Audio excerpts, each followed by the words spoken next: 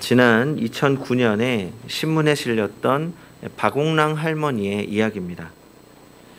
당시 101세의 박옥랑 할머니는 광주 시내 13평 영구 임대 아파트에 살고 있었습니다. 자손들의 봉양을 받아도 모자랄 나이에 몸이 불편한 68세 된 딸을 돌보느라 손에 물이 마를 날이 없습니다. 딸 조순희 씨가 전신마비로 누워있기 때문입니다. 박씨 할머니에게 불행이 찾아온 것은 1939년 중학교 교편을 잡던 그녀가 출근한 사이에 가정부 등에 엎혀있던 4살박이 딸이 땅에 떨어지게 되었습니다. 그때 머리와 목을 심하게 다치게 된 것이지요. 그 뒤로 딸은 방에 누워 천장만 바라보며 살았습니다. 그녀는 결국 1953년 30년의 교사 생활을 마감하고 딸에게 공부를 시켰습니다. 종이에 글을 써보이며 한글은 물론 한자까지 가르쳤습니다. 교과서와 문학서도 읽어주었습니다. 딸의 손발 노릇을 하느라 늙을 틈도 아플 여유조차 없었던 그녀는 얼마 전부터 소리가 잘 들리지 않고 기억도 떨어졌습니다. 그러나 박씨 할머니는 딸은 나에게 몸을 기대고 나는 점차 흩어지고 있는 정신을 딸에게 맡기고 있는 셈이죠 라며 웃습니다. 국민기초생활보장 수급자인 그녀는 정부에서 나오는 얼마 되지 않는 돈을 아껴 매달 몇만 원씩이라도 저축을 합니다. 자신이 세상을 떠난 뒤 딸 혼자 살려면 많은 돈이 필요할 거라는 생각에서입니다. 딸 조 씨가 말합니다. 세상에서 가장 훌륭한 분이 나의 어머니라며 오늘까지 산 하루하루가 어머니의 덕이라며 눈시울을 붉혔습니다. 박씨 할머니 아파트에 간병 봉사를 오는 유상엽 씨가 말합니다. 할머니는 딸을 돌보야 한다는 정신력 때문에 건강하게 사시는 것 같아요. 그녀는 모녀를 볼 때마다 위대하고 지고한 모정을 실감하게 된다고 합니다. 4살박이 딸이 장애가 되어 68세가 되었고 어머니의 연세는 101세. 아픔의 강물 한 맺힌 세월의 바다, 눈물로 얼룩진 모녀의 사랑, 자식 위에 늙지도 못하고 자식 때문에 차마 저 하늘로 떠나지 못하고 눈도 감지 못하는 아픔을 생각하게 됩니다. 101세가 된 박씨 할머니가 딸을 50년간 돌볼 수 있었던 이유는 오직 사랑 때문이었습니다. 딸을 사랑하는 마음이 없었다면 이 이야기는 있을 수 없는 이야기죠. 그런데 그 이상의 마음으로 우리를 사랑하시는 분이 있습니다. 하나님 아버지이십니다. 어미의 사랑을 받는 자의 삶도 이와 같은데 하나님께서 사랑하시는 자의 삶이야 어떻게 복되지 않을 수 있겠습니까? 오늘 본문은 하나님이 사랑하시는 자에 대한 이야기입니다. 10편 127편은 솔로몬의 시, 곧 성전에 올라가는 노래입니다. 하나님이 이스라엘을 위해 베푸신 구원의 역사를 노래하는 시입니다. 그러나 본문을 하나님과 인간을 대비시켜 인간의 노력으로는 아무것도 되지 않고 오직 하나님이 하실 때에만 모든 것이 가능하다고, 사람은 아무것도 할 필요 없다, 이렇게 생각해서는 안 됩니다. 하나님과 사람의 대비가 아니라 하나님의 은혜의 언약을 기대하고 소망하는 일에 초점을 맞추어야 합니다. 즉, 하나님께서 언약을 따라 이스라엘 백성에게 은혜를 베풀지 않았다면 그들의 노력이 모두 허사였다는 것입니다. 그래서 오늘 본문은 하나님의 주권과 은혜를 강조하고 있습니다. 그러면 본문에 따라서 하나님이 사랑하는 자녀가 누리는 복이 무엇인지 생각해 보려고 합니다. 첫째로, 세우는 수고가 헛되지 않습니다. 본문 1절입니다. 여호와께서 집을 세우지 아니하면 세우는 자의 수고가 헛되며. 오늘 본문을 잘 이해해야 합니다. 하나님께서 가정을 세워주시지 않으면 가정이 성공하지 못하고 하나님께서 세워주셔야 가정이 성공한다라는 이야기 아닙니다. 예수님 믿지 않아도, 교회 다니지 않아도 잘 먹고 잘 사는 사람들 많습니다. 예수 안 믿어도 상상할 수 없는 부를 소유하고 남들이 누리지 못하는 것들을 누리는 사람들 굉장히 많습니다. 오늘 본문의 집이라는 단어는 히브리어로 바이트인데 여기서 집은 건축물이기도 하지만 가정을 의미합니다. 또 수고한다라는 말은 히브리어로 하말인데 무거움, 지나치게 하는 고통이라는 뜻입니다. 또 헛되다라는 말은 히브리어의 쏴오라고 하는데 거짓되다라는 의미를 가지고 있습니다. 그러니까 아무리 좋은 집에서 좋은 옷을 입고 좋은 차를 타더라도 그런 것들이 하나님이 함께 하시지 않으면 거짓된 것이라고 말하는 겁니다. 우리는 거짓된 성공을 꿈꾸는 것이 아니라 하나님이 세우시는 진실된 가정을 이루기 위해 노력해야 합니다. 여기에는 하나님의 간섭이 필요합니다. 행복한 가정은 부유한 가정이 아니라 하나님이 간섭하시는 가정입니다. 사람은 누구나 간섭받는 것 싫어합니다. 마음대로 하려고 하는 본성이 있습니다. 그러나 아이는 부모의 간섭 속에 살아야만 안전하고 행복합니다. 나이가 들면 들수록 스스로 인생을 세울 수 있을 것 같지만 그렇지 않습니다.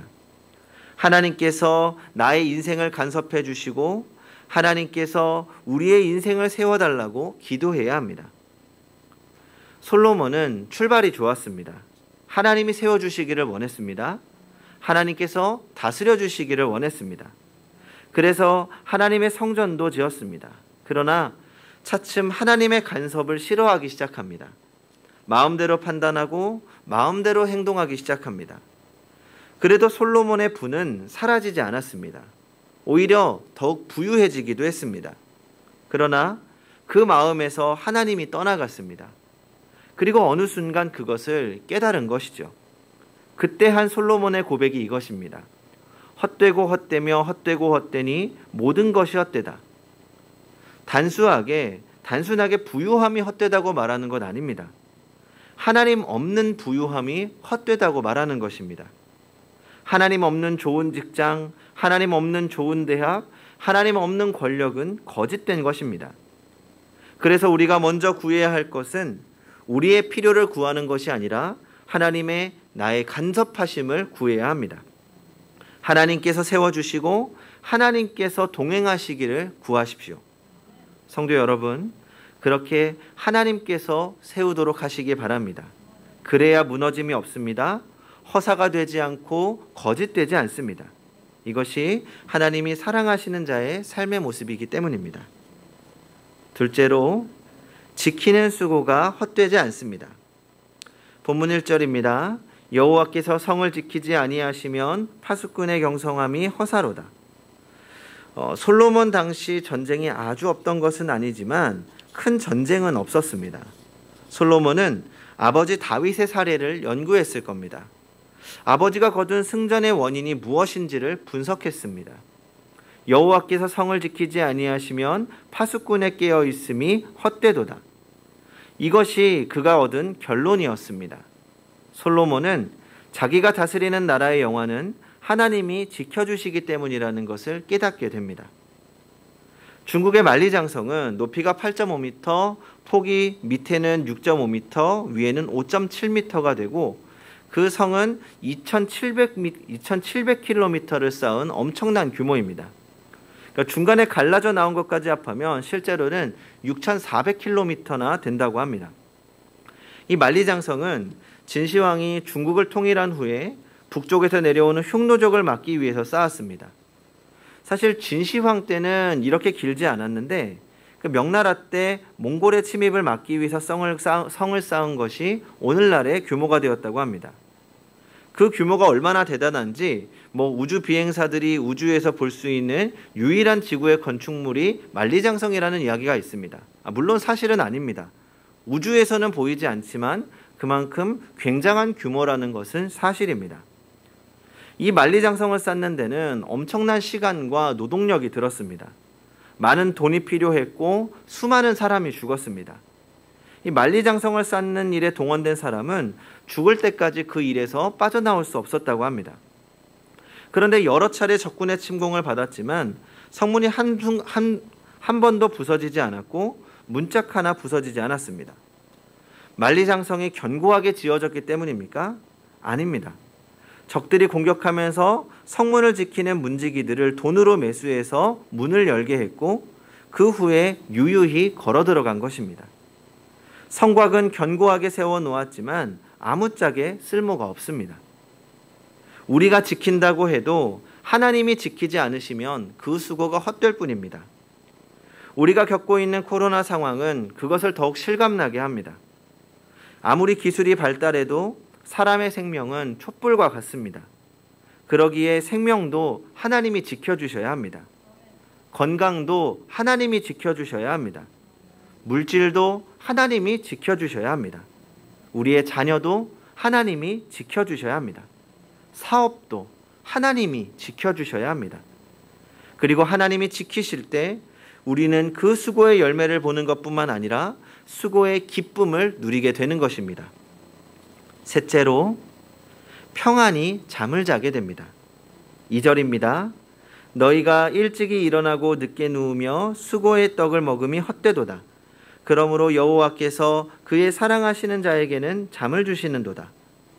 이 말씀은 많은 기독 청년들이 사랑하는 말씀이지요. 잠을 자면서 합법적으로 잘 수가 있습니다. 저도 어머니께 종종 써먹은 말입니다. 하나님이 사랑하는 자에게 잠을 주신다고 하셨어. 내가 잠을 많이 자는 건 하나님이 나를 사랑하시기 때문이야. 그래서 교회 안에서 농담처럼 적용되는 말이기도 합니다. 그런데 또 어떤 사람들은 잠을 잘 자는 게 도대체 무슨 축복이야 이렇게 생각할 수도 있습니다. 그러나 사람들은 현대에 와서 이 말씀이 얼마나 귀한 말씀인 줄 오히려 더욱 깨달게 됩니다. 왜냐하면 지금은 잠 못 이루는 세대이기 때문입니다. 시간이 지날수록 불면증 환자가 늘어나고 있습니다. 그 원인도 다양합니다. 개인적인 고민에서 사업 문제, 연애 문제, 부모 문제, 경제 문제 등 온갖 문제가 우리를 괴롭히고 그런 생각에 사로잡혀 단잠을 자지 못하는 사람들이 너무나 많습니다. 그런 분들에게 오늘의 말씀은 치료제 같은 말씀이죠. 하나님이 사랑하시는 자에게 잠을 주신다니. 그래서 오늘날 잘 자는 것은 정말 귀한 축복이라고 생각합니다. 그런데 여기서 잠을 주신다는 것, 단순하게 불면증 해방을 의미하는 것은 아닙니다. 이창호 박사는 바디 바이블에서 잠은 하나님께서 우리를 안으시는 시간이라고 말합니다. 하나님께서 나에게 다 맡기고 자거라 그렇게 말씀하시는 부드러운 초청이라는 것입니다. 하나님께서 책임지신다는 말씀입니다. 얼마나 힘이 되는 말씀입니까? 내가 너의 모든 결과를 책임질 거야. 걱정하지 말고 푹 자. 그리고 이 하나님의 말씀을 신뢰하고 평안하게 잠드는 것이야말로 오늘 우리가 누릴 수 있는 귀한 축복입니다. 그렇다면 성도님들은 오늘의 말씀의 축복들을 누리며 살고 계십니까? 혹시 오늘 말씀을 들으며 이렇게 생각하는 분 없으십니까? 그러면 나는 하나님이 사랑하시는 사람이 아닌가? 하나님은 하나님의 자녀 모두를 사랑하십니다. 그러나 오늘 본문에서 하나님이 사랑하시는 자는 하나님을 신뢰하는 자를 의미합니다. 하나님의 주권을 인정하는 자입니다. 그러면 오늘의 말씀이 자연스럽게 이해되어집니다. 하나님께 모든 것을 맡겨드리기 때문에 걱정이 없습니다. 그래서 날마다 평안한 마음으로 잠을 자며 하나님께 안길 수 있습니다. 하나님을 신뢰하기 때문에 하나님이 나에게 허락하신 어떤 결과에도 순종하며 감사할 수 있습니다. 하나님을 신뢰하기 때문에 두려움 없이 하나님을 위해 수고하며 하나님께 전부를 드릴 수 있습니다. 미국에 태어나서 처음으로 비행기를 타보는 어린 소녀가 있었습니다.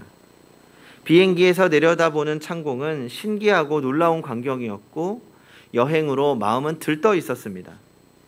그런데 여행 도중에 비행기가 갑자기 공중에서 불연속선을 만나게 되었습니다. 그건 일종의 공기 진공 상태로 밀도나 온도, 습도, 풍속, 풍량 등의 기상 요소가 다른 두 기층이 대립되는 상태입니다. 그 상태를 만나면 비행기가 갑자기 10cm, 10m, 20m씩 급작스럽게 하강하게 되고 기체가 안정을 잃게 됩니다.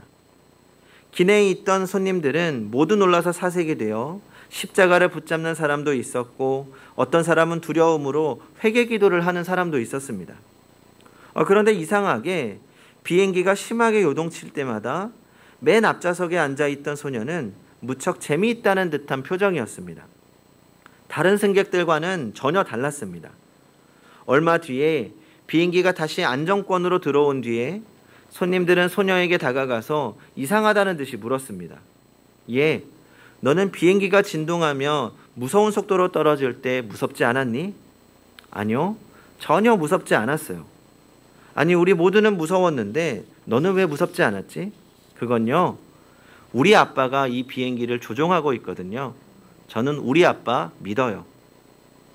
어린 소녀는 위급한 상황 속에서도 모든 사람들이 요동하는 가운데에서도 비행기 조종사인 그녀의 아버지를 끝까지 신뢰하고 두렵지 않았습니다. 성도 여러분, 우리 인생의 조종사는 살아계신 하나님 아버지이십니다. 그분이 우리와 함께라면 어떤 상황에서도 안전합니다. 우리는 언제나 하나님을 신뢰하고 그분께 우리의 인생을 맡겨야 합니다. 하나님의 말씀과 성령의 인도하심에 따라 믿음으로 순종하면 승리합니다. 겸손하게 하나님의 주권을 인정하고 그분께 모든 것을 맡기시기 바랍니다. 그렇게 온전한 신뢰함으로 하나님의 사랑 안에서 오늘도 평안하게 잠을 자는 성도님들이 되시기 바랍니다. 기도하겠습니다.